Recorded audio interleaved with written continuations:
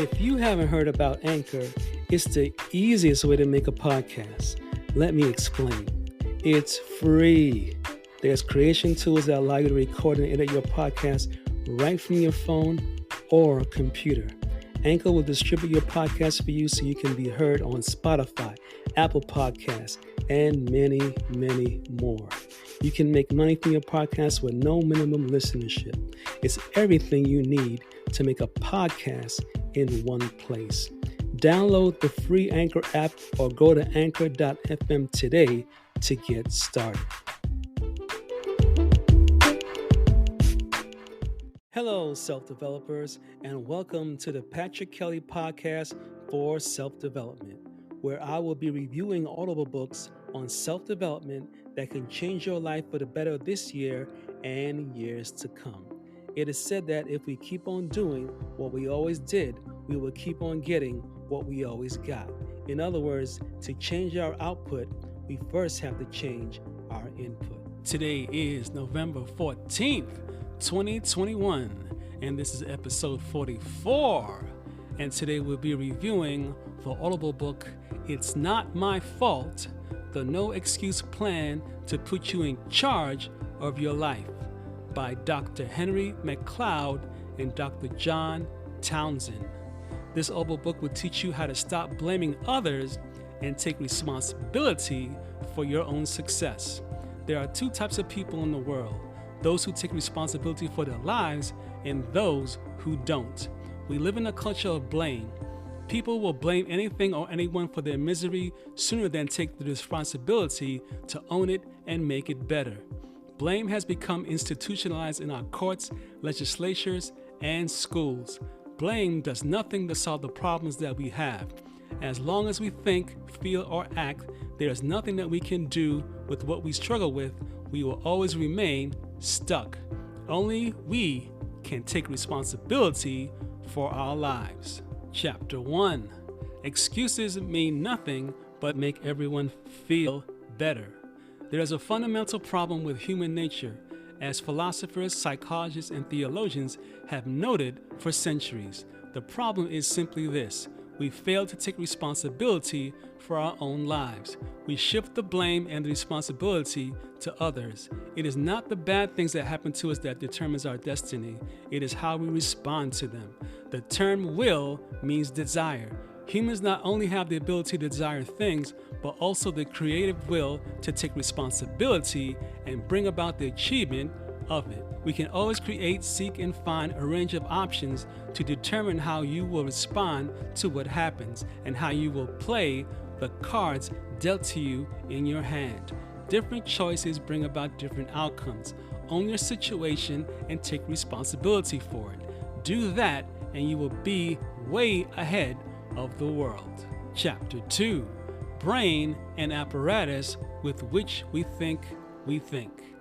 Cognitive distortion can hamper your pathway to success. When we take distorted thinking to the next level, to a level of important life goals, we begin to see how much it can affect whether you get what you want out of life. The very way people think can leave them powerless and helpless and lead them to blame others. Thinking is one of the keys to empowerment and life change. You and only you can begin to think differently in ways that are best for you. Learn to use your thinking to your advantage and the achievement of your goals. I can't thinking is the opposite of can-do thinking. Distorted thinking can pit your mind against you. Excuses do nothing for you. Excuses are also known as yes but thinking. Yes, but I had bad traffic. Yes, but I misplaced my cell phone. Yes, but I had to get something to eat at the last minute. When you find yourself excusing, get your butt out of the way. Chapter 3. I remember the meeting as if it were yesterday. The problem always ends up at the doorstep of the one who is responsible for correcting it. Try not to become a victim of learned helplessness. What is learned helplessness? The term learned helplessness comes from an experiment with animals that were put in situations where no choice was given to them that would lead them to a good outcome.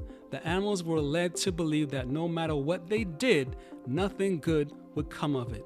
There was nothing that they could do to improve their lives, so they simply gave up and quit trying. After these animals figured out that they were helpless or powerless, then they would just endure the helpless condition even when a visible escape was provided to them. They would not take the escape route because their belief system told them that they had no good choice, even when they were staring it right in the face. People do the same thing. It becomes a formula for depression. Some people believe that no matter what they do, they cannot escape the problem or problems that are facing them, even though the answer to their problem is staring them right in the face. Chapter 4. Only those who risk going too far can possibly find out how far one can go. People need to take risk in order to grow and change. Not all risks are the same. There are smart risk, calculated risk, and dumb risk. Smart risk gives you a reasonable chance of succeeding. Dumb risk gives you a chance of never succeeding. A high probability of success will often trump a high probability for failure. A high cost of failure will often trump a low probability of success. Big success always comes from a willingness to change. Make change your ally. Change is your friend, not your enemy. Change is tough, uncomfortable, and unsettling, but big successes always come from a willingness to change. People who learn to stretch themselves and take risk have also learned to see the benefits and fruits of change rather than to fear and avoid it. Change is all about things becoming different than things remaining the same. Change is dynamic and brings about movement. It is not the status quo. A change of approach is the way we go about achieving our outcomes and reaching our goals. When you do not change, you will always be guaranteed to continue to get whatever you are getting. Einstein said that insanity is doing the same thing over and over again and then expecting different results. Chapter 5. Talent wins games, but teamwork and intelligence win championships. The failure to not achieve your dreams and goals will always be charged to no one but you. We get ahead in life when we are getting to the right people and the right things. Quality is much more important than quantity. When choosing your team, don't make easy availability the primary requirement. You are the keeper of your dreams. You and you alone. Get truth tellers on your team to help you grow and give you feedback. You can't get feedback from your team unless you ask for it. Your life guardians, as opposed to your goal guardians, can give you advice, insight, ideas, corrections, and confrontations that can literally make all the difference in the world to your goal. The goal of your team is to support and assist you. Consult your team in order to live your dream. Chapter 6. Any occurrence requiring undivided attention will be accompanied by compelling distraction. All great dreams begin in the heart with a vision, a goal, or a plan. In the early germination stage of your dream, you need to be a guardian, one who protects and supports the development of what is to be. You need to be watchful and vigilant to make sure the goal within is not overwhelmed, injured, or neglected. You are your dream's first and best defense. Above all else, guard your heart. Everything you do flows from it. Your heart possesses your dream. When you guard your heart, you protect your dream. Life and change sometimes go in opposite directions.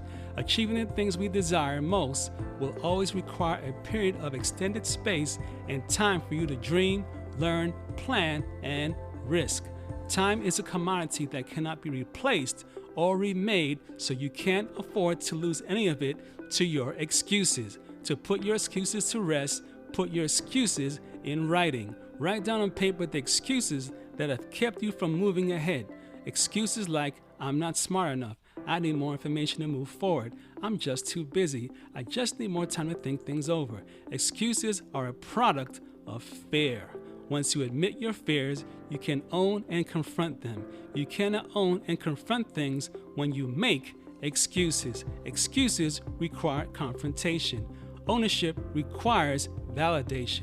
Excuses will always be dream and goal killers. Chapter 7. Learning starts with failure. The first failure is the beginning of education. How to respond to failure is one of the most important lessons in life.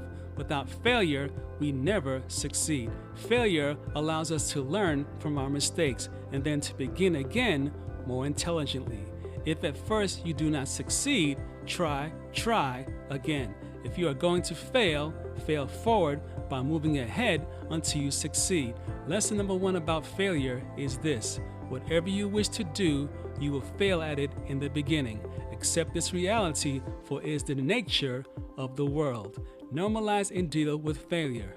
To take ownership of your life, take ownership of your failure. The accurate meaning of failure is that it is a learning experience. Learn to perform an autopsy of the failure to find out what went wrong. If you are making the same mistakes that are causing failure over and over again, then you are not learning the lesson and you are bound to repeat the class. Do not become a victim of your failure. Victims see things the way they are. Winners see things the way they could be. Chapter 8.